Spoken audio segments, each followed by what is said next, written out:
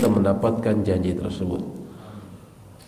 Bapak Ibu sekalian yang semoga Allah rahmati, ya, melanjutkan amanah dari Bapak Ketua DKM, ya, untuk kita melanjutkan apa yang 2 pekan lalu kita mulai, yaitu mengenai praktek sholat, ya.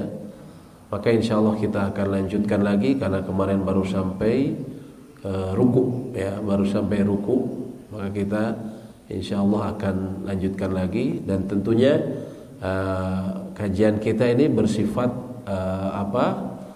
interaktif, ya. Jadi andaikan nanti misalnya ketika dijelaskan ada yang perlu ditanyakan, langsung bisa ditanyakan saja atau didiskusikan. Namun sebelum itu saya ingin hanya mengingatkan mengenai saya ingin mempraktekkan tata cara sholat di atas kendaraan ataupun di atas pesawat sebelum kita bicara, karena kita masih di posisi berdiri. Kemarin kita dalam keadaan berdiri, terus kemudian ruku, ya. Sebelum masuk sujud saya ingin sedikit karena beberapa belakangan ini tentunya banyak saudara-saudara kita yang menempuh perjalanan safar, antara lain untuk haji. Namun sayangnya edukasi untuk ibadah di atas pesawat ini sangat kurang. Oleh karena itu kami ingin sedikit mengingatkan, mungkin juga bapak-bapak ada yang melakukan perjalanan atau saudaranya ada yang melanjutkan perjalanan, bisa dijelaskan kepada mereka. Pertama, ketika kita dalam perjalanan, misalnya safar, ya, sebagaimana mungkin jemaah saudara-saudara kita ini saat ini lagi haji, ya, maka mereka tentunya, ya, melewati waktu-waktu sholat, Para ulama memperinci, ya, karena mereka tentunya akan kebagian waktu sholat di atas pesawat. Andaikan mereka mendapatkan waktu sholat di darat, ya, maka mereka sholat berusaha untuk di darat. Contohnya ketika seseorang naik pesawat dan dia kemungkinan mendapatkan zuhur atau asar di waktu salah satu waktunya, entah itu di zuhur atau di asar untuk di darat. Misalnya pesawat baru berangkat jam 2, maka dia bisa mengerjakan, ya, sebelumnya, dan dia bisa menarik sholat asar. Nah, itu lebih baik dibandingkan dia sholat di atas pesawat, namun dia sholat di darat di waktu zuhur.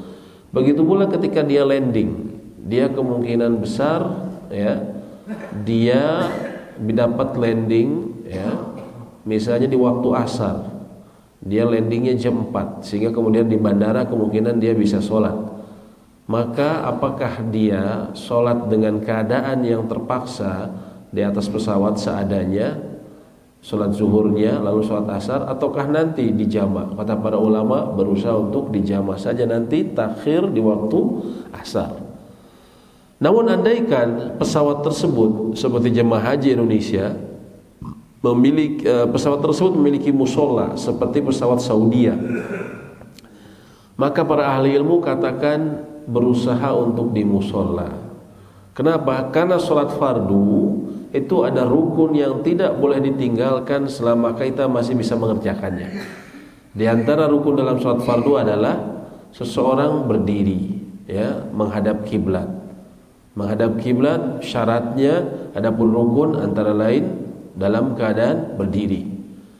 Sehingga apabila masih ada musola, dia harus berusaha untuk ke musola, berusaha menghadap kiblat, dan juga berusaha untuk berdiri. Berdasarkan firman Allah, kalaupun berdiri, ini disebutkan dalam surat Al-Baqarah, ya, ayat 238, Allah berfirman, wa qumu lillahi qanitin, berdirilah kalian, salatlah kalian dalam keadaan berdiri dalam ketaatan kepada Allah, atau dalam keadaan khusyuk. Apabila tidak bisa, maka seseorang ternyata tidak ada musola, maka dia duduk di atas kursinya. Namun dia harus tahu urutannya, ya.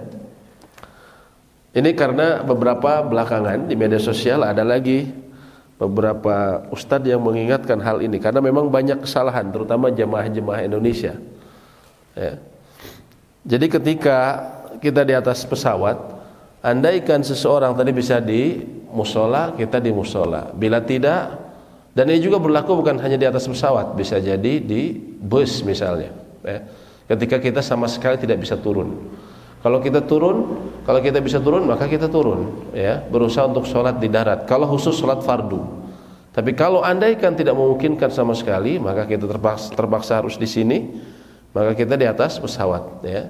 Dan tentunya selama seseorang masih bisa berwudu, dia tidak boleh bertayamum, dia harus berusaha dulu berwudu dan kerjakan rukunnya saja, wajah, tangan, kepala dan kaki. Itu saja yang dikerjakan supaya mudah ketika di pesawat, ya. Lalu kemudian seseorang ketika mendapatkan, dia misalnya menuju tanah suci, menuju Jeddah, pesawatnya tentunya arahnya sudah ke tanah suci, ya, sehingga dia bisa langsung begini menghadap sana. Cuman para ulama memperinci, kalau tadi tidak ada musola, dia harus sholat di atas kursinya, maka dia berusaha dalam keadaan berdiri dulu. Allahu Akbar. Lalu apa? Lalu dia selesaikan Al-Fatihah. Bila memungkinkan, dia selesaikan Al-Fatihah. Baru selanjutnya ketika dia tidak bisa ruku, dia seperti ini saja cukup. Lalu ketika sujud, dia lebih rendah lagi, bisa sambil duduk. Allahu Akbar, ya. Jadi dari awal Allahu Akbar sampai amin, ya, bisa aja, atau kita baca surat pendek. Baru kemudian kita ruku, Allahu Akbar. Kita tidak bisa sempurna karena tempatnya sempit. Sami'allahu liman hamidah. Kita duduk, Allahu Akbar untuk sujud. Allahu Akbar. Allahu Akbar. Lalu kemudian di rakaat kedua kita berdiri lagi. Allahu Akbar. Kita selesaikan seperti tadi Al-Fatihah, kemudian kita mungkin baca surat, lalu kita ruku lagi seperti ini. Kita duduk untuk sujud. Subhanallah. Allahu Akbar. Dan lakukan seperti ini setiap kali satu rakaat. Artinya ketika satu rakaat yang baru dia tetap berdiri.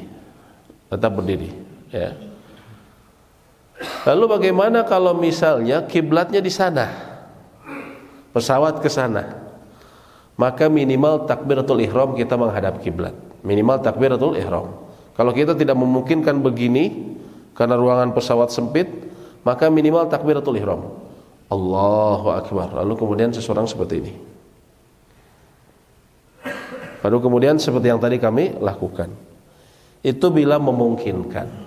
Dan biasanya insya Allah memungkinkan, ya. Kalau sholatnya juga dia pendek, insya Allah memungkinkan.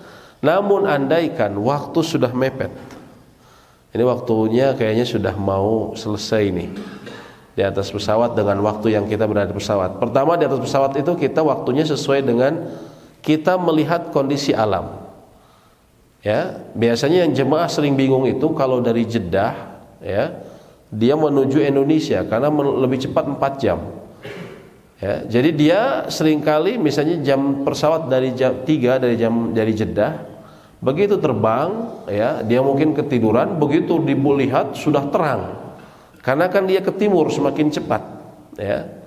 Nah, harusnya kapan dia sholat? Ya ketika harusnya dia jangan langsung tidur, tunggu sebentar, karena mungkin setengah jam atau sejam itu biasanya akan masuk waktu subuh, ya. Jadi dilihat dari kondisi yang dia lihat. Kalau dia lihat ada fajar awal, maka dia kemudian bisa sholat subuh.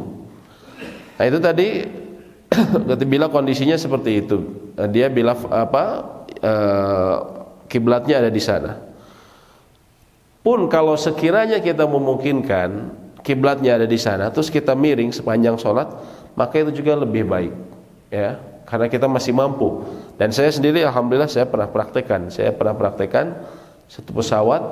Waktu itu kami miring, tapi tentunya tergantung kondisinya. Kalau pesawatnya leluasa, ya, kami waktu itu saya duduk di dekat jendela. Sebenarnya waktu itu pesawatnya menuju sana, tapi kiblat di sana. Nah waktu saya bergeser, saya seperti ini. Saya asalnya hanya berniat takbir saja, tapi ternyata saya bisa berdiri sampai selesai. Akhirnya saya berdiri sampai Al-Fatihah. Dan memang seperti itu kata para ulama, kalau seseorang masih bisa menyelesaikan, dia selesaikan. Dia baca Al-Fatihah Cuman nanti pas rukunya disesuaikan saja yang lainnya. Tapi kalau masih bisa menghadap, menghadap. Nah, kemudian kalau misalnya kita menuju Indonesia, kiblatnya di belakang kita kan? Nah, ini bagaimana? Kalau memungkinkan seseorang balik seperti ini, maka dia balik. Ya. Dan saya pernah melihat praktek ini di beberapa syekh orang Saudi khususnya. Ketika menuju Indonesia, dia di legroom yang pesawat bagian yang ada leluasa untuk kaki di depan, ya. Sehingga dia bisa balik karena memang memungkinkan balik. Sehingga dia balik menghadap jemaah, dia sholat seperti ini. Karena kiblat menuju sana, ya. Seperti ini. Tentunya kalau sujud ya disesuaikan lagi. Kalau dia tidak bisa duduk, waktu itu kalau nggak salah dia bisa duduk karena agak luas. Karena agak luas, dia bisa duduk. Kalau tidak ya kita sesuaikan, kita lebih rendah. Artinya semua disesuaikan dengan keadaannya dan bukan seayakna, tapi kita berusaha sebisa mungkin. Kalau bisa mau melakukan yang optimal, kita lakukan optimal, ya. Kita lakukan optimal. Tapi kalau tadi kita tidak bisa berbalik, maka minimal kita takbiratul ihram, Allahu Akbar, lalu kita berbalik. Saya pernah gitu juga.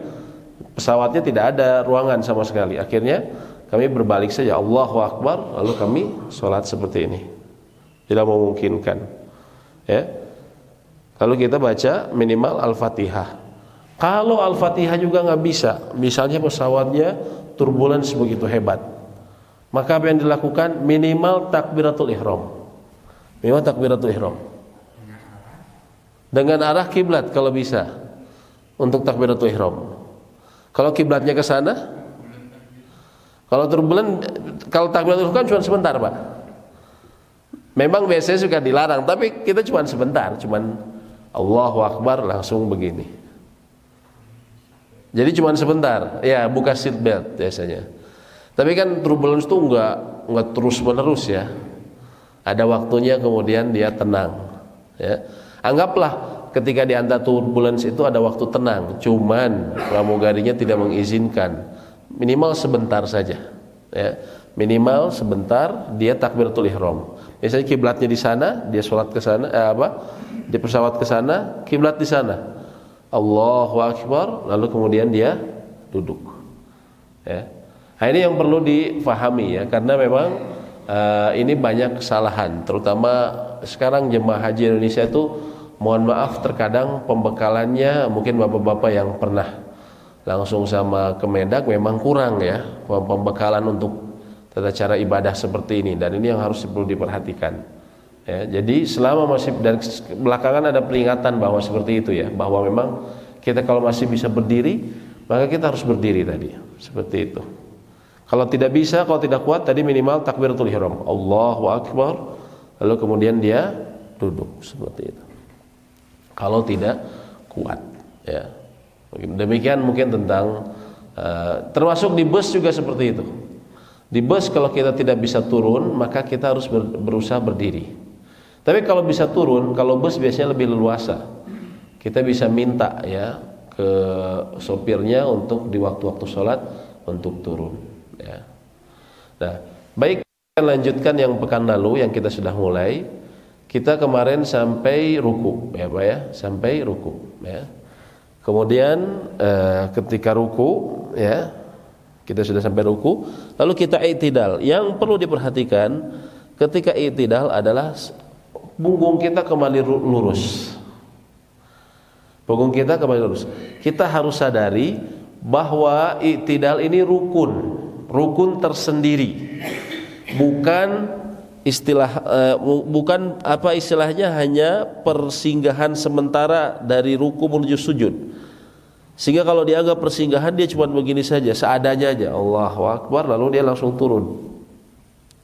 Ya, dan banyak sekali mohon maaf yang sholatnya seperti itu, Allahu Akbar, dia langsung turun, dia belum luruskan punggungnya, sehingga apa? Artinya rukunya atau i'tidalnya saat itu tidak sempurna dan tidak sah. Karena dia rukun, maka dia mempengaruhi sholat. Beda sama sunat, kita ngangkat tangan, Allahu Akbar. Kita malas ngangkat tangan, sah. Tapi kita tidak luruskan punggung, padahal bisa. Kita cuma begini saja. Allahu Akbar. Langsung turun. Nah, ini mempengaruhi sholat. Seketika sholatnya tidak sah. Ya. Jadi dia harus berusaha luruskan punggungnya. Kalau dia tidak ada masalah punggung. Sami'allahu liman hamidah.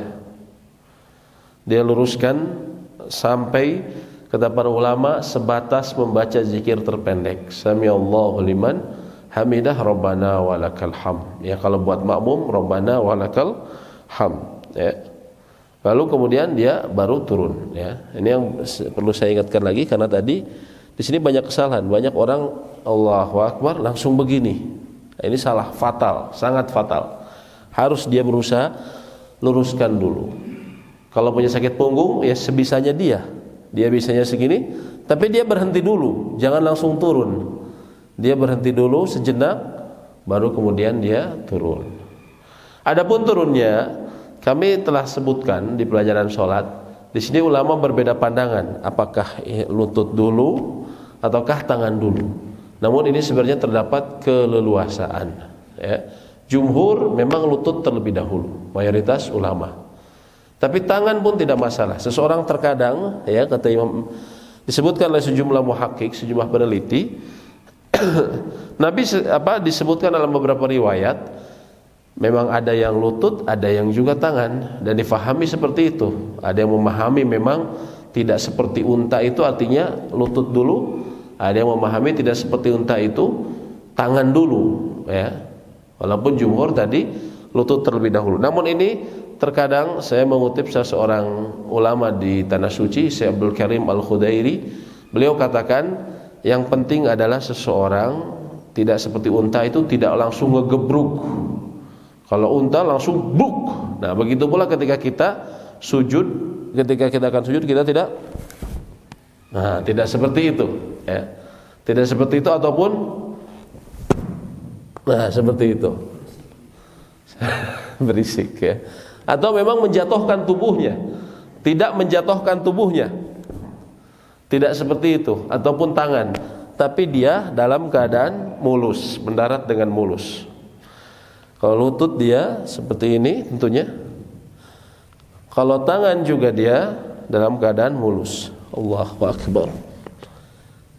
Seperti itu. Sebagian ada yang mengatakan ulama, ya, yang sunnah kalau tangan, andaikan tangan duluan, maka langsung dia turun.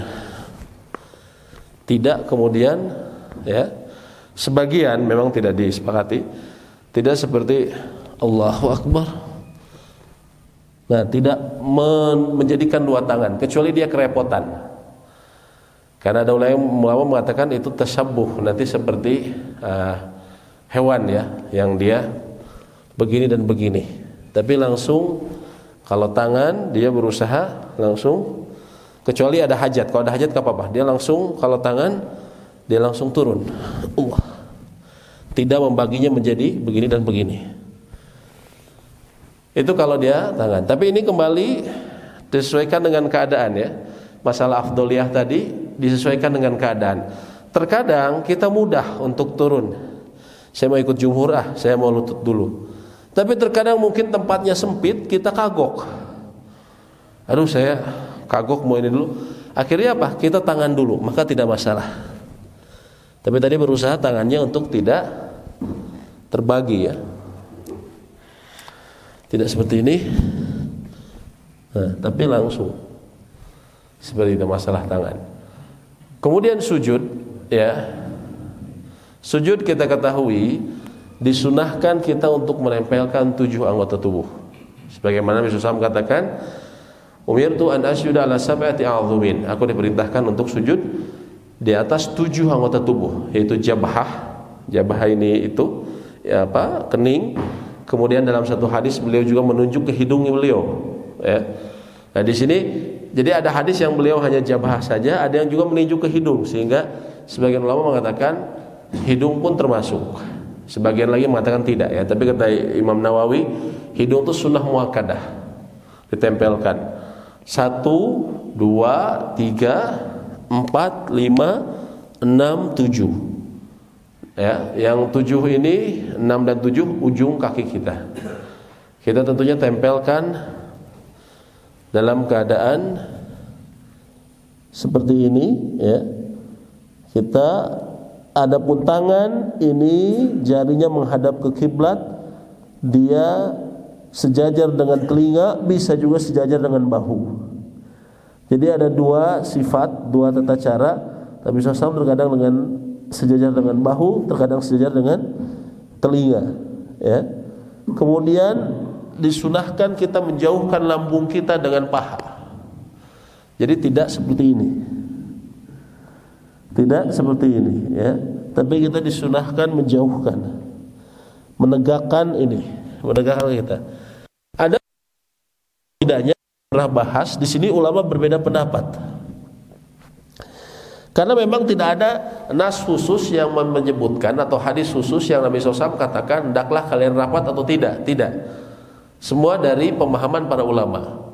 Mereka yang mengatakan rapat karena pernah ada hadis ya, yang menyebutkan Aisyah ketika bangun, beliau mendapati kaki Nabi SAW dengan satu tangan beliau, sehingga kemungkinan kalau dipegang dengan satu tangan berarti ini rapat. Mereka yang mengatakan lebar, disunahkan paha itu lebar. Disunahkan paha itu lebar. Otomatis kenapa? Kalau paha lebar berarti belakang juga ikut lebar. Belakang juga ikut lebar ya. Adapun yang mengatakan rapat itu tadi dari hadis Aisyah yang memang tidak secara jelas menyebutkan, hanya saja beliau katakan aku mendapati kaki beliau ya, dua kaki beliau dengan tanganku. Artinya kalau dipegang dengan satu tangan, dua kaki kemungkinan rapat. Nah, jadi sebenarnya itu dari apa yang difahami para ulama, makanya wajar terjadi perbedaan pendapat dalam hal ini, sehingga tidak masalah ya. Kalau kita dilebarkan karena mengikuti ini memang dilebarkan, tidak dirapatkan seperti ini, tapi dilebarkan ya, dilebarkan secukupnya. Atau kita pun tadi merapatkan, ini sebenarnya tidak masalah. Namun disunahkan kaki kita dilipat jarinya, bukan dibeginikan tentunya. Teman beginikan. Dan yang saya ingatkan lagi bahwa 7 anggota tubuh ini harus menempel dalam satu waktu. Dalam satu waktu semuanya harus menempel bersamaan. Ya. Jadi ketika kita hitung misalnya tadi, ini semua menempel dalam waktu bersamaan. Ya. Yang sering terjadi yang itu saya pernah contohkan juga, orang kadang ketika sujud Allahu Akbar langsung dia garuk gitu kan, gatal. Ini jadi berapa Pak? Begitu ini belum selesai dia pindah ke sini. Langsung dia duduk. Nah, itu berapa Pak? Berapa anggota? 6. Nah, itu kan gak sempurna ya. Nah, seperti itu ya. Baik, karena ini ceritanya saya amanah dari ketua DKM.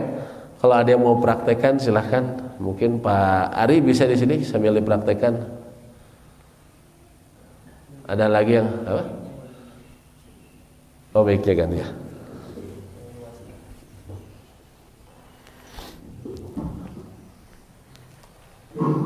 Ada lagi bapak-bapak sekalian?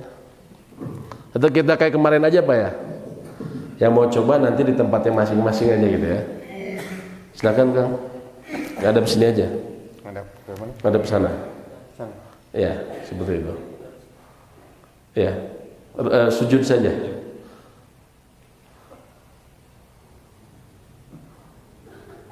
Nah, ini seperti ini kalau yang rapat. Kalau yang rapat, ya. Jadi ini diluaskan, dilebarkan seperti ini.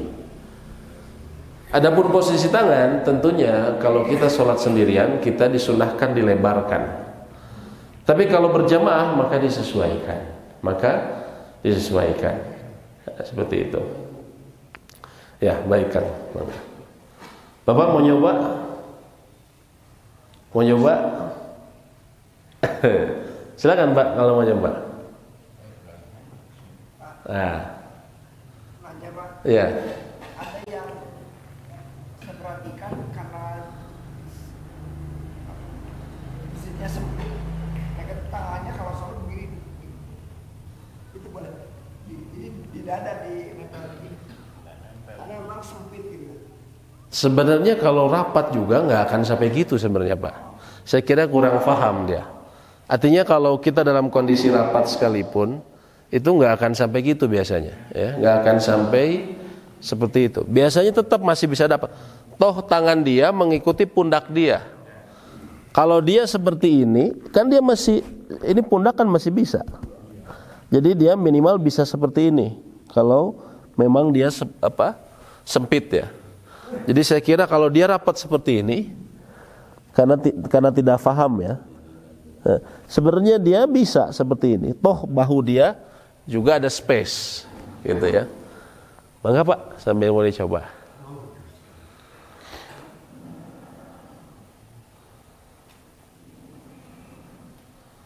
Nah, seperti itu, alhamdulillah. Ya, seperti itu. Tadi termasuk yang dilebarkan. Tentunya dilebarkan tidak masalah. Ya, badai nyobian Bapak? Badai nyobian? Badai nyobian, mangga? Badai nyobian? Atau bareng-bareng biar ini Pak? Ya, bareng-bareng kita coba biar nggak malu. Bareng-bareng, mangga Pak? Ya. Atau di sini dulu, barisan sini aja dulu ya.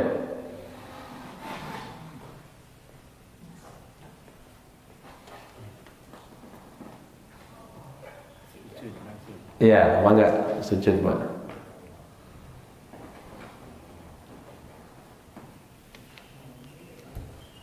Iya. Iya. Ah, ini agak kurang maju dikit Pak, punten. Enggak, badannya kurang maju. Kepalanya majuin kalau Ya, terlalu ininya coba diluruskan Pak.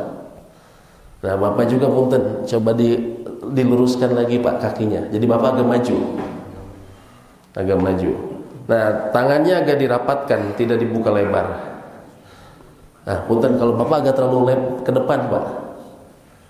Terlalu maju ya. Nah, seperti itu. Ini terlalu maju nggak? Ya.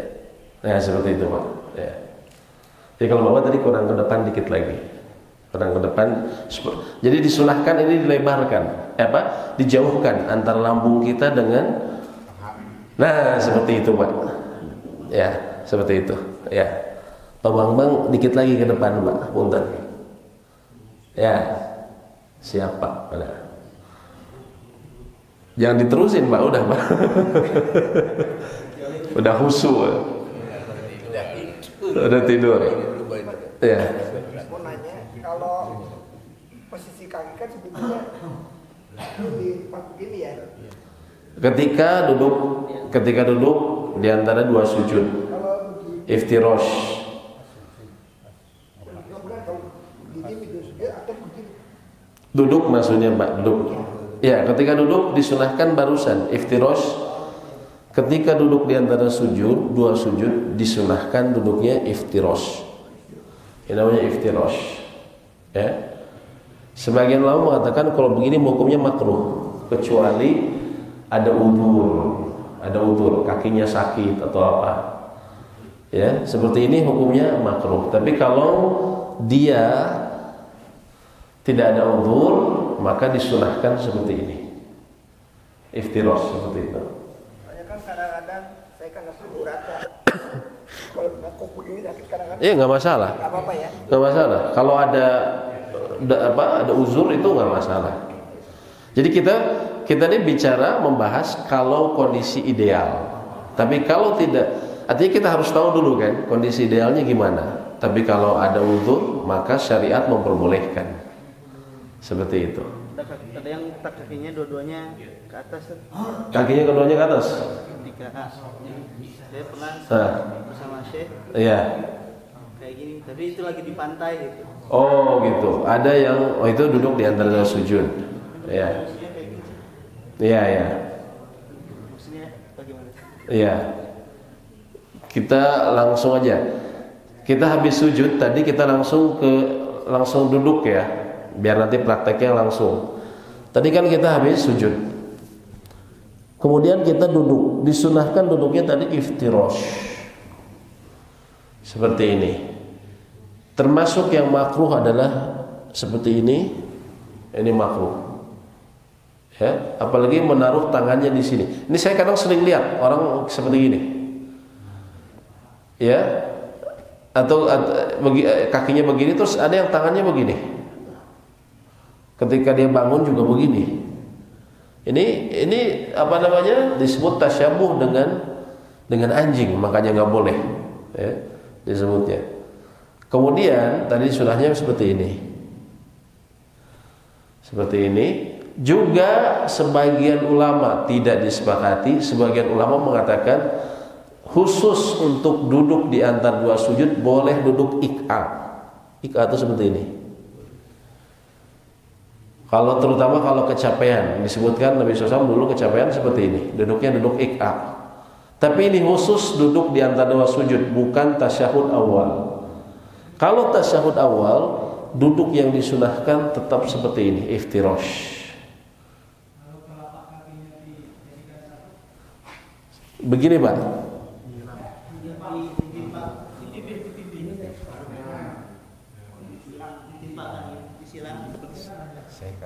Begini. Begini, Allahu a'lam ya, kalau dalam mazhab Imam Syafi'i dan Imam Ahmad ini termasuk makruh, sunahnya begini.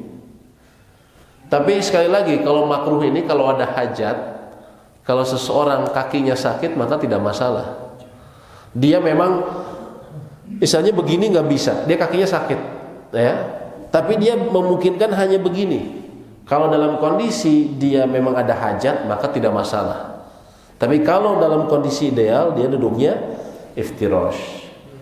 Ya, kalau begini hukumnya makruh kalau nggak ada hajat. Kalau nggak ada hajat. Tapi kalau ada hajat memang dia sakit, maka insya Allah tidak masalah. Seperti itu Pak. Ya.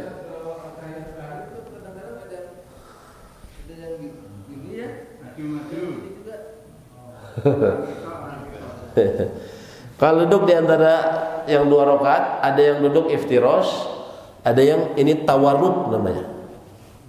Tawarruk seperti ini, ya. Ini memang ada perbedaan pandangan ulama, yaitu bagaimana tata cara duduk Nabi SAW untuk sholat yang tahiyatnya cuma 1 kali, seperti apa? Subuh, atau sholat sunat 2 rakaat. Kata Imam Syafi'i, duduknya tawarruk. Dalam mazhab Imam Syafi'i, mau 2 rakaat, mau 3 rakaat, pokoknya duduknya tawarruk.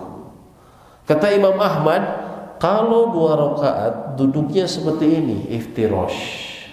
Kenapa? Karena memang dalam hadis disebutkan Nabi SAW setiap rakaat kedua duduknya selalu seperti ini. Sehingga dalam mazhab Imam Ahmad mereka memandang Nabi SAW pokoknya setiap rakaat kedua selalu duduknya seperti ini. Sedangkan dalam mazhab Imam Syafi'i mereka mengambil hadis bahwa setiap tahiyat akhir Nabi SAW duduknya selalu ini. Nah, jadi memahami hadis Pak, ya, memahami hadis. Yang satu memahami Nabi SAW di hadisnya disebutkan setiap tahiyat akhir duduknya selalu tawarruk, tadi yang seperti ini. Tapi Imam Ahmad memahami di hadisnya memang disebutkan juga setiap rakaat kedua beliau duduknya selalu seperti ini. Jadi itu tidak masalah. Perbedaan yang artinya tanawu, ya, yang karena perbedaan pandangan. Insya Allah tidak masalah. Terutama memang kalau kita ada hajat. Terutama kalau ada hajat. Aduh, saya ini nganggap sebenarnya yang lebih kuat ini, tapi saya sakit kaki saya jadi gini aja, nggak masalah.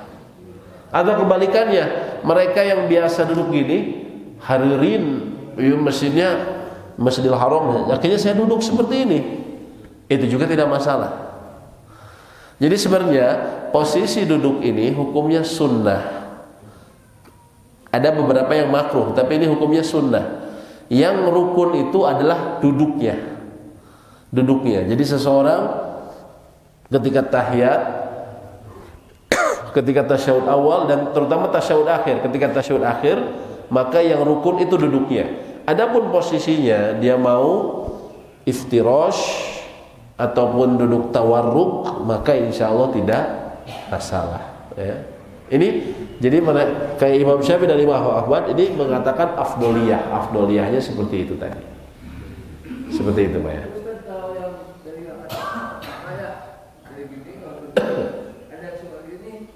Ada yang seperti itu, ada yang begini, ya. Ada yang gini nggak ada ya. Ada yang nggak pakai. Itu namanya jilsah istirahah, duduk istirahat. Yaitu ketika rakaat pertama menuju rakaat kedua atau 3 menuju 4. Apakah begini habis ini langsung dia duduk dulu? Istirahat, jilsah istirahat artinya duduk istirahat. Ya, kemudian dia berdiri dengan cara begini atau cara begini. Itu pun biasa, perbedaan pandangan ulama. Menurut mazhab Imam Syafi'i memang disunnahkan untuk jilsah istirahah, duduk istirahat. Begitu pula ulama-ulama kontemporer, seperti ada penulis sifat sholat Nabi SAW, Syekh Al-Albani. Beliau termasuk yang menguatkan jilsah istirahah, duduk istirahat itu termasuk sunnah, ya. Karena Nabi SAW memang di akhir hayatnya banyak melakukan seperti itu. Beliau duduk dulu, baru bangkit, ya, baru bangkit. Hanya saja memang ulama ada perbedaan pendapat ketika bangkit gini atau begini. Ternyata kenapa berbeda pendapat? Karena disebutkan dalam hadisnya Nabi SAW itu seperti melakukan ta'jin. Apa itu ta'jin? Ta'jin itu mengadon, buat adonan tepung untuk roti. Apakah kata orang Arab, orang kalau apa itu Pak? Kalau roti itu di apa? Adonan kan digini ya. Itu namanya ta'jin. Hanya saja mereka berbeda pendapat, namanya ta'jin ini begini atau begini. Nah, ulama belakangan kayak Syekh Albani, beliau menganggap dengan ini. Tapi kalau ulama sebelumnya, dan kalau itu saya lebih cenderung ulama sebelumnya, ulama salaf adalah Imam Nawawi, beliau mengatakan ta'jin itu dengan begini. Ngulek tepung itu begini, ya. Tepung untuk roti itu. Nah, jadi bagi mereka yang mengatakan nguleknya dengan ini, berarti bangunnya begini. Seperti itu. Bagi yang barusan nguleknya dengan ini, dia begini, ya. Kalau saya lebih cenderung ke pendapat Imam Nawawi, ya. Imam Nawawi, beliau begini. Itu yang pendapat pertama dalam mazhab Imam Syafi'i dan ulama kontemporer Syekh Al-Albani, disunahkan duduk istirahat. Tapi kalau jumhur, mereka mengatakan yang sunnah langsung kecuali ada hajat. Adapun duduk istirahat kalau nggak ada hajat, nggak ada kebutuhan, hukumnya makruh. Ini menurut mayoritas ulama selain mazhab Imam Syafi'i, Abu Hanifah, Malik dan Imam Ahmad. Dalam mazhab Imam Ahmad juga disunahkan ketika seseorang habis sujud, dia langsung bangkit kalau nggak ada hajat. Allahu Akbar, langsung bangkit. Kecuali ada hajat. Contohnya apa? Ya Nabi SAW itu karena tua, beliau ketika di akhir-akhir usianya, beliau memang duduk istirahat. Sehingga bapak-bapak yang merasa lemah untuk langsung bangun, nggak bisa langsung bangun, maka bapak disunahkan untuk duduk istirahat. Namanya aja duduk istirahat kan? Posisi kakinya itu ya. Posisi kakinya ya iftirosh. Iftirosh. Posisi kakinya iftirosh, ya. Jadi dia, kalau bapak memang berat untuk bangun langsung, bapak seperti ini, Allahu Akbar. Lalu kemudian bapak bertumpu naik ke atas, seperti itu. Apanya?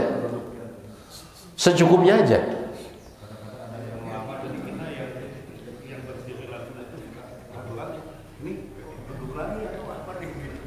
Kelamaan ya, harusnya enggak. Tapi begini Pak, ada kaidahnya. Bagi ulama yang mengatakan bahwa duduk istirahat ini adalah sunnah secara mutlak, ada kebutuhan atau tidak, dia disunahkan duduk ini. Mereka mengatakan kalau imamnya dia langsung, maka dia harus mengikuti imam. Ini dijelaskan seperti oleh Syekh Al-Albani. Beliau menganggap mutlak sunnah duduk istirahat. Tapi kalau imamnya langsung, maka makmum pun harus ikut langsung. Berdasarkan keumuman hadis, sesungguhnya imam itu dijadikan untuk diikuti. Ya, tapi kecuali memang seseorang berat untuk bangun langsung, ya mungkin karena usia tua, maka tetap saja boleh sebenarnya duduk istirahat.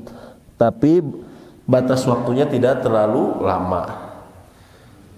Dia terlalu lama karena imam kan sudah berdiri, dia langsung bangkit lagi, tidak terlalu lama seperti itu. Gitu.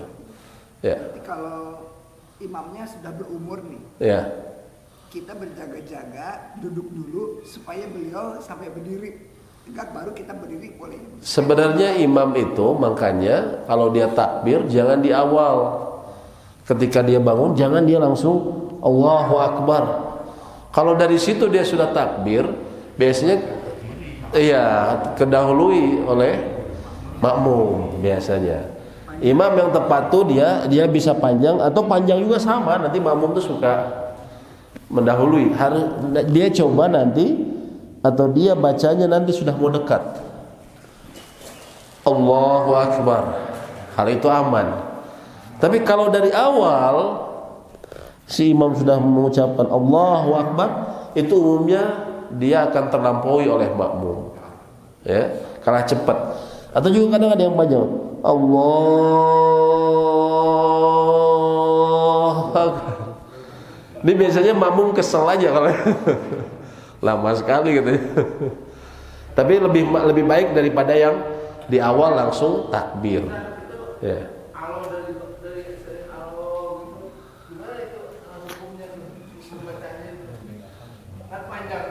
Iya, kalau Allah memang boleh panjang.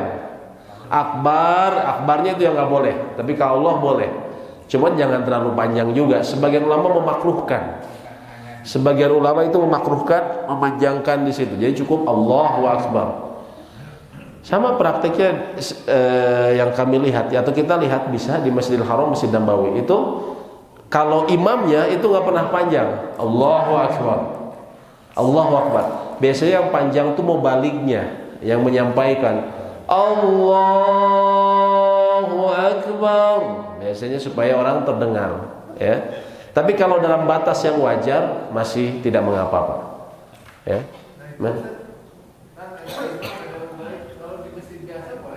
Apa gimana? Pakai mubalik itu. Misalnya di sini ya, lebay gitu.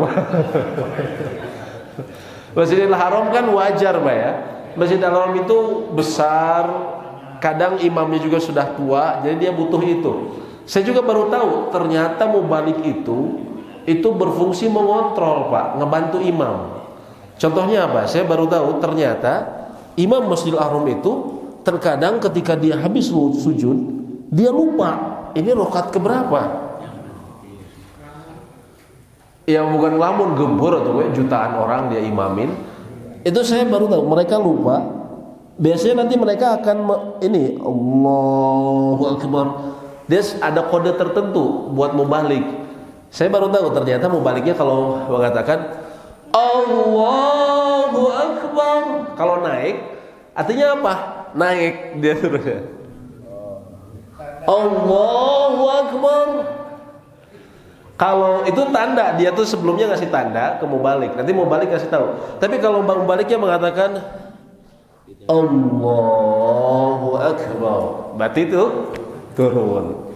Saya baru tahu ada penjelasan. Oh gini, ada orang yang bekerja di situ di Saudi, dia cerita kalau imam bingung dia naikkan Allahu Akbar, ngegas. Tapi kalau turun Allahu Akbar. Jadi ada fungsinya, ya. Satu lagi. Kalau mau coba di sini silakan aja. Satu lagi. Posisi tangan pada saat sujud ada yang begini, ini nempel gitu. Ya. Tangan tuh nggak segini. Ya. Ya, ada yang posisi tangan seperti ini. Ini hukumnya makruh. Karena disebut tasyabbuh seperti anjing. Ya, ini termasuk yang dilarang. Tapi harusnya dia naikkan. Bahkan disunahkan dilebarkan. Termasuk kata para ulama, sebagian ulama bagi wanita selama dia sholat aman, tidak terlihat oleh laki-laki, dia dilebarkan. Atau dalam sholat sendirian. Tapi kalau sholat berjamaah tentu dia sesuaikan seperti itu. Kalau nempel makruh, Pak.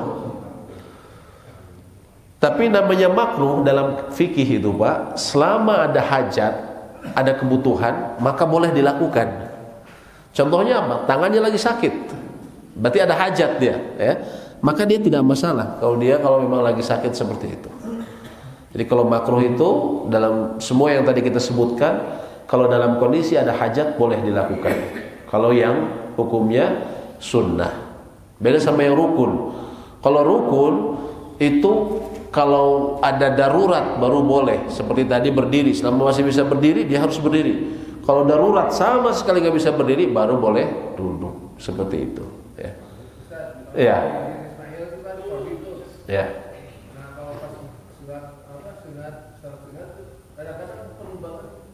Hijir Ismail. Kalau Hijir Ismail kan memang biasanya sulit kita masuknya, Pak ya. Susah sekali. Saya sendiri belum pernah masuk Hijir Ismail, Pak. Karena memang kalau tidak pas saya lagi tawaf ditutup, kalau tidak memang sangat penuh ya. Jadi nggak bisa. Ada yang maksudnya gimana? Ada yang jagain. Itu dibayar kan? Enggak.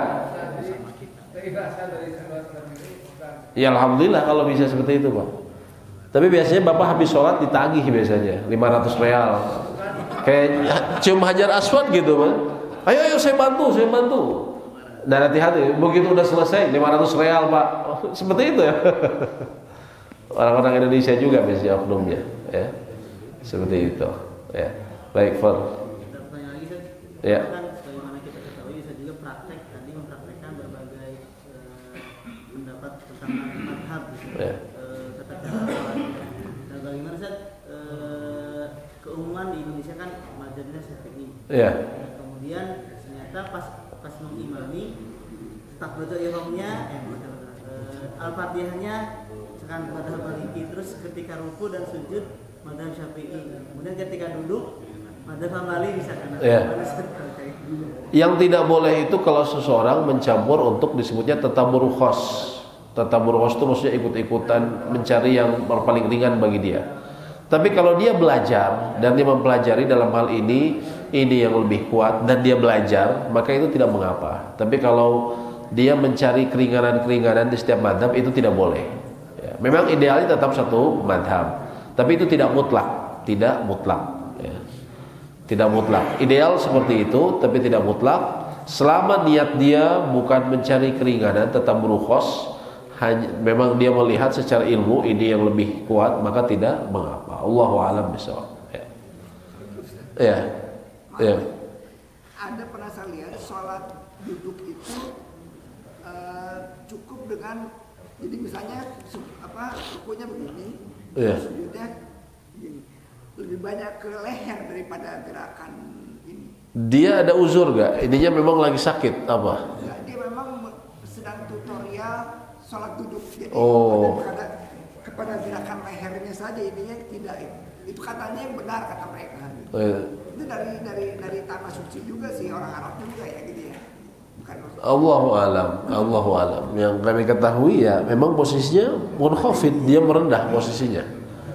Merendah seperti ini, terus lebih rendah seperti itu kalau untuk sujud. Dan ingat Pak, kalau kita tadi sholat duduk Pak ya, misalnya mohon maaf, tadi kita sholat duduk, yang sering saya perlu ini kan ya, kalau seseorang masih dia berdiri, cuman waktu ruku dia sakit kakinya, lututnya dia seperti ini, tapi dia bisa sujud, maka dia harus sujud, karena sujud adalah rukun. Kemudian dia ketika rakaat berikutnya bisa berdiri, dia berdiri lagi seperti ini. Jadi kalau masih bisa sujud, dia harus sujud. Tadi yang duduk di antara dua sujud, yang perlu saya ingatkan juga ya, adalah seseorang tidak tergesa-gesa. Begitu ini dia langsung bangun, tidak tergesa-gesa, dia luruskan punggungnya. Nah yang tadi duduk ini sebenarnya sunnah. Yang rukun ini adalah kita duduk secara tumak ninah. Tumak ninah ini apa? Minimal kita diam sejenak sepanjang seseorang membaca zikir terpendek. Zikir terpendeknya apa? Allahumma gfirli, Rabbighfirli. Nabi SAW pernah baca hanya 2 saja. Rabbighfirli. Dalam keadaan diam. Nah ini banyak sekali kesalahan fatal. Orang habis sujud, duduk di antara 2 sujudnya cuma begini, Allahu Akbar, langsung turun lagi. Ini salah fatal, sholatnya tidak sah. Karena ini dia meninggalkan rukun. Jadi dia harus sempurnakan dulu. Allahu Akbar, Subhana Rabbighfirli. Minimal dia baca dengan bacaan terpendek, sejauh atau sepanjang bacaan terpendek, baru dia turun lagi. Jadi ada yang seperti saya perhatikan begini. Ada yang begini cepat-cepat Allahu Akbar. Ada juga yang memang baru segini Allahu Akbar, langsung dia turun lagi.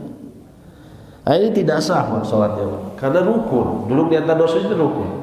Duduknya tadi sunnah, tapi posisi duduknya sunnah, tapi duduknya adalah rukun.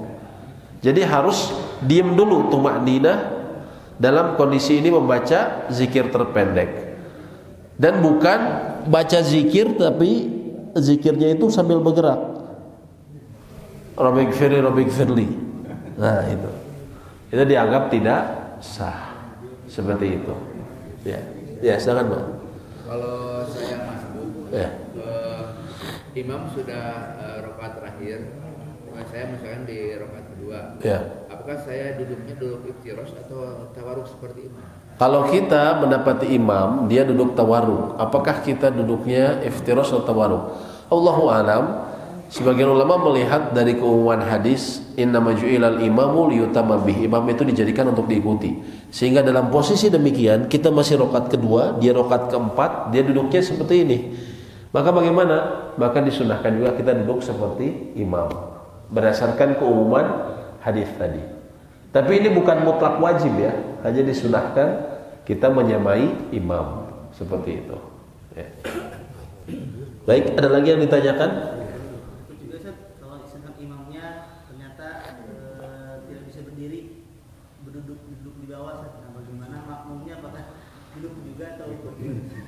Itu sih memang ada perbedaan pendapat ulama ya. Itu ada perbedaan pendapat apakah makmumnya ikut duduk atau tidak. Tapi paling gampang apa? Ganti imamnya.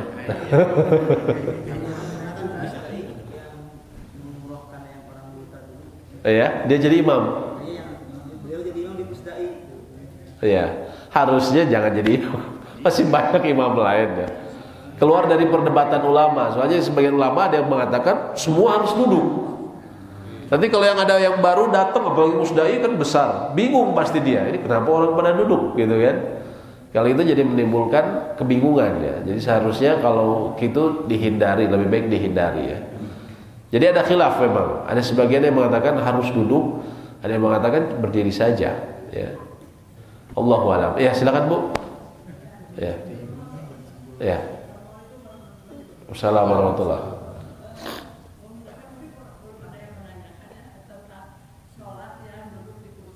Ya. Apakah waktu takbiratul ihram itu kita harus berdiri dulu, duduk atau boleh tidak divariasikan, ada duduknya, ada berdirinya, atau harus duduk terus? Ya baik, barusan pas belum dibuka itunya. Sedikit saya ulang, nggak apa-apa Bu. Nggak apa. Jadi kalau sholat fardu itu beda sama sholat sunnah. Kalau sholat sunnah kita boleh langsung duduk. Sholat taraweh, sholat tahajud, ibu malam-malam ibu kita boleh langsung duduk. Boleh langsung duduk. Tapi kalau seseorang memiliki kemampuan berdiri, dia langsung duduk, dia kata Nabi SAW pahalanya setengah. Pahalanya setengah. Kalau dia memiliki kemampuan, tapi boleh. Artinya bicara sah, sholatnya sah. Tapi kalau sholat fardu, maka sebisa mungkin dia harus berdiri. Jadi dia karena rukun, ya. Berdasarkan ayat di Al-Baqarah 238, wa qumu lillahi qanitin, berdirilah kepada Allah dalam keadaan khusyuk. Semua ulama sepakat itu dalam sholat fardu, ya. Sehingga ulama juga ahli fikih sepakat kalau masih bisa berdiri wajib dia berdiri. Maka ibu ketika ini minimal membaca Al-Fatihah. Ketika ibu kemudian tadi di atas kendaraan atau lututnya nggak kuat, maka ibu kemudian duduk. Allahu Akbar. Ibu ceritanya di atas kendaraan ya? Atau di rumah? Di rumah. Kalau sujud bisa ibu? Kalau sujud bisa, maka kita setelah rukunya aja yang masalah ya. Nah ketika ruku duduk, tapi kalau sujud bisa, maka kita sujud. Kalau sujudnya bisa. Nanti bangun lagi, rakaat kedua kita dalam keadaan berdiri lagi. Jadi kalau sholat wajib. Nanti kemudian pas ruku duduk lagi. Sebenarnya bukan dicampur bu, tapi ibu mengerjakan yang ibu bisa, yang nggak bisa baru ibu duduk.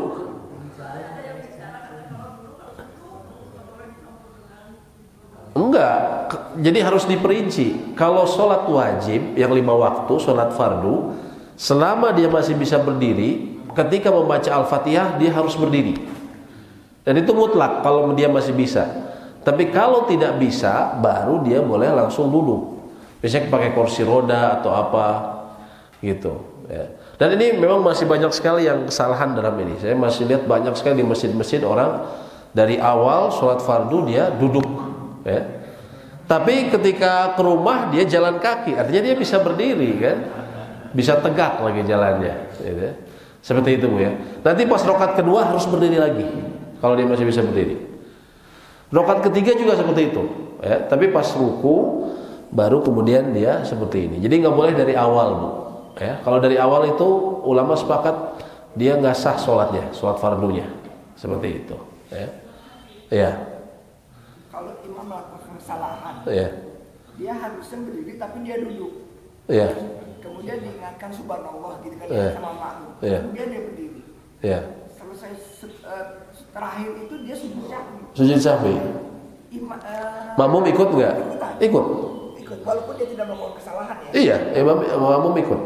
Karena imam dijadikan untuk diikuti. Tapi andaikan dia assalamualaikum, kita buru-buru, kita nggak ngeh ya. Begitu assalamualaikum, kita pergi.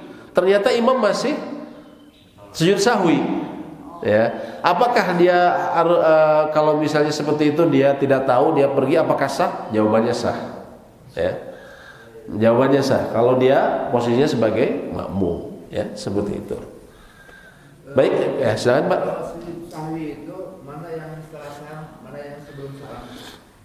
Sebenarnya yang dalam mazhab Imam Syafi'i pokoknya semua sebelum salam. Tapi dalam mazhab Imam Ahmad memang diperinci. Kalau kelebihan itu sesudah salam. Kalau kelebihan ya, kalau kelebihan itu sesudah salam. Jadi misalnya kita 5 rakaat ya. Dan ingat bapak-bapak kalau kelebihan sholat 4 terus bapak 5, bapak ingat, jangan bapak bilang 5 kagoklah selesaikan aja langsung ruku, jangan, tapi langsung turun. Karena kalau bapak lanjutkan itu membatalkan sholat, karena dianggap menambah. Itu dianggap ya sengaja menambah sehingga membatalkan sholat. Tapi kalau kita sadar, aduh saya tadi 5 rakaat dan yakin, maka langsung turun. Di tengah bacaan Al-Fatihah. Imam atau sholat sendiri? Sholat sendiri. Kalau nggak sholat imam juga sama. Kalau imam terus ada yang makmum bilang subhanallah, jangan dia jaga image ya, selesaiin aja lah nggak, itu kan? Dia jaga image dia seolah nggak lupa gitu kan? Harus dia langsung turun, Ketika dia menambah dengan kesadaran, maka itu dianggap dia menambah sholat rakaat dengan sadar, itu membatalkan. Otomatis saat itu dia dianggap membatalkan. Jadi dia harus langsung turun. Begitu dia ingat bahwa dia rakaat, langsung tasyahud. Atau misalnya dia sudah tasyahud, namanya orang lupa kan, kadang ada aja yang berdiri lagi. Anggaplah kalau seperti itu dia juga langsung turun. Tapi karena tasyahudnya udah, maka dia bisa sujud sahwi. Dia sujud sahwi. Tapi yang paling mudah Pak, sujud sahwi tadi, yang paling mudah, para ulama katakan andaikan sebelum salam pun mau kurang atau lebih maka aman. Jadi kalau kelebihan pun kalau sebelum salam itu Kata Imam Az-Zuhri, gurunya Imam Malik, akhir dari perkara ini semua adalah sebelum salam. Artinya kalau kita mau sebelum salam itu pun aman. Daripada kita bingung ya. Ya, setelah kita ini tasyahud ya, beres, baru kita baca subhana rabbiyal a'la, subhana rabbiyal a'la. Lalu kita duduknya, kata Imam Nawawi, duduknya iftirash yang pertama. Rabbighfirli warham. Baca lagi, Rabbighfirli warhamni warzuqni wahdini wa'afini wa'fu anni. Lalu kita sujud lagi. Subhana rabbiyal a'la. Baru kita duduk tawarruk. Assalamualaikum warahmatullah. Assalamualaikum warahmatullah. Seperti itu. Ya, jadi paling mudah memang sebelum salam, paling mudah. Ya. Kalau jadi imam kita, mamun bilang subhanallah. Ya. Kita bingung kesalahan kita di mana. Itu terus atau gimana? Bingung kesalahan kita gimana? Lanjutkan aja yang Bapak yakin. Jangan, ya, maksudnya lanjutkannya aja yang yakin. Nanti mungkin dia bilang subhanallah, nanti baru mikir lagi. Tapi lanjutin aja, yakin. Ya. Ya. Ya. Ketika udah salam, para ulama itu bicara ini baru 3 rakaat. Nah, menambah 1 rakaat itu tambah sujud sahwi atau dengan 1 rakaat saja? Bagaimana Pak? Kalau misalnya kita ngimamin sholat baru 3 rakaat, terus setelah sholat ada yang bilang, Pak, Bapak baru 3 rakaat, apa yang harus dilakukan? Tambah. Kita langsung bangun, kita takbir, lalu kita niat masuk ke dalam sholat lagi. Cukup dalam hati tentunya. Allahu Akbar. Nanti setelah 1 rakaat kita seperti biasa, kita karena walaupun tadi sudah kita tasyahud akhir, kita ulang lagi tasyahudnya. Walaupun tadi sudah. Lalu kemudian kita tetap sujud sahwi sebelum salam. Sebelum salam kita tetap sujud sahwi seperti itu. Ya. Walaupun kita sudah ngobrol, atau paling gampang Bapak di rumah lagi sholat, anak Bapak bilang, Pak, Bapak teh nembe 3 rakaat. Kita sudah ngobrol, banyak, gitu kan? Itu pun tidak masalah. Karena Nabi SAW kan pernah seperti itu. Nabi SAW beliau bahkan sudah habis sholat, beliau menuju rumahnya, kamarnya yang ada di sebelah, dikasih tahu bahwa beliau sholatnya baru 2 rakaat. Ya, beliau langsung bertanya, benar itu yang dikatakan? Betul, Anda hanya baru sholat 2 rakaat. Maka kemudian beliau lagi sholat 2 rakaat lagi. Maka tidak masalah kalau kita sudah terpotong pembicaraan sekalipun seperti itu. Ya.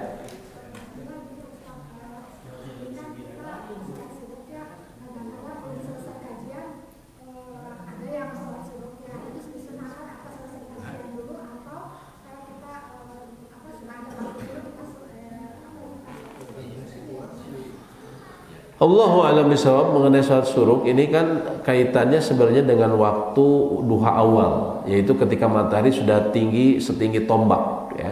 Jadi ketika matahari terbit lalu setinggi tombak, atau kira-kira dari waktu syuruk yang diberikan dari pemerintah dari Depag itu ditambah kira-kira 15 menit atau 20 menit setelah itu. Maka kalau sudah masuk waktu itu maka boleh waktu syuruk ya. Adapun berkaitan dengan kajian, maka itu masalah masalah adab saja. Artinya yang lebih baik memang selesai kajian. Tapi andaikan terburu-buru boleh saja, ya, boleh saja. Cuman mungkin kalau difahami begitu waktu muncul syuruk harus langsung sholat, itu mungkin Bu ya maksudnya. Nah itu tidak mutlak seperti itu, tidak mutlak seperti itu. Artinya setelah masuk waktu syuruk masih boleh kita 10 menit kemudian sholat 20 menit, itu masih tidak harus seketika langsung ya, karena itu masih masuk di waktu duha awal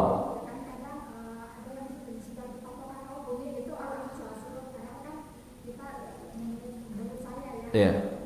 Nggak harus ya, artinya nggak harus, nggak mutlak. Itu bukan kayak waktu sholat qomat, bukan waktu qomat ya. Jadi itu hanya pertanda mulai dibolehnya sholat. Sebelumnya kan waktu larangan, semuanya waktu larangan sebelumnya, nggak boleh sholat kita, sholat sunat. Tapi setelah waktu syuruk mulai diperbolehkannya sholat, yaitu waktu duha awal ya. Jadi tidak harus begitu teng langsung kita sholat, ya boleh setelahnya, boleh 10 menit, setengah jam tidak masalah, gitu. Artinya itu masih waktu duha. Jadi sholat suruk ini sebagian ulama mengatakan duha awal, duha di waktu awal. Waktu duha kan membentang, Pak. Ya, walaupun memang sebaiknya memang tidak terlalu lama, ya, tidak terlalu lama. Karena sholat suruk ini kalau saya jelaskan memang banyak pendapatnya, Pak. Kalau dalam mazhab Imam Syafi'i memang Imam Syafi'i dia sepaket, ya, sepaket dari sholat subuh. Maka kalau seperti itu tidak boleh terlalu lama. Ya, tidak boleh terlalu lama. Tapi sebagian ulama lain mengatakan boleh saja jam 8 selama dia masih di masjid, selama dia tidak keluar dari masjid. Misalnya dia ada pengajian lagi, itu tidak masalah, gitu. Tapi hemat kami Allahu alam untuk lebih berhati-hati ya tidak terlalu lama, ya. Untuk ini karena masuk disebut waktu duha di waktu awal. Gitu. Cuman yang harus kita ingat, kalau waktu syuruk yang dari pemerintah itu kita nggak boleh sholat karena orang suka salah memahami, ya. Ditambahi 15 atau 20 menit setelahnya baru boleh. Seperti itu. Kalau ini kita udah aman, udah ditambahin seperti itu. Ya. Baik, demikian wallahu a'lam bishawab yang bisa kami sampaikan. Semoga memberikan manfaat dan semoga Allah memudahkan urusan kita semua. Dan mohon maaf, saya mau tanya, kalau di RW kita ada yang hajian nggak Pak tahun ini? Ada yang berangkat haji nggak Pak? Atau di lingkungan mungkin di Pratista juga ada mungkin Pak? Ada yang hajian tahun ini? Tahun ini ada? Ada Pratista ya? Oh ya. Baik. Ya saya ada pelatihan ini haji sekarang di Soekarno Hatta Al Aziz, di Masjid Al Aziz, gratis. Jadi kalau mau yang hadir silahkan, gitu. Ya. Baik, demikian yang bisa kami sampaikan. Semoga memberikan manfaat. Allahumma anfa'na bima 'allamtana wa 'allimna ma yanfa'una wa zidna ilma. Rabbana atina fid dunya hasanah wa fil akhirati hasanah wa qina adzabannar. Subhanakallahumma wa bihamdik asyhadu an la ilaha illa anta astaghfiruka wa atubu ilaik. Assalamualaikum warahmatullahi wabarakatuh.